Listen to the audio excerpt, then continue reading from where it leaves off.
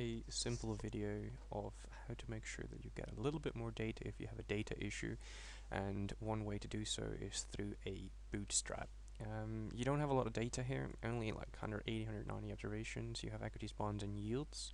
And for a Bootstrap, it's really important that the chance of pulling one thing is quite equal to the chance of a second thing or third thing pulling out of the distribution.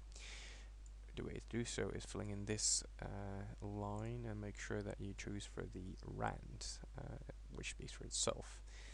However, if you only pull 10 out of the distribution, when you do this, 10, of course, when you have 180, it's likely that this is not going to yield quite the same characteristics of distribution.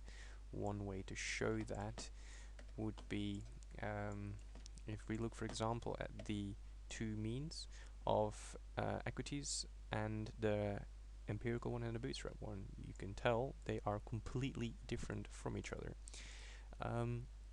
However, if we, for example, do 600,000, we do the entire process again, and one would expect that these two means would lie closer towards each other. As you can tell, the second issue would be we had a correlation between equities and bonds empirically, this historical data. However, is the Bootstrap, does it have or yield similar correlations?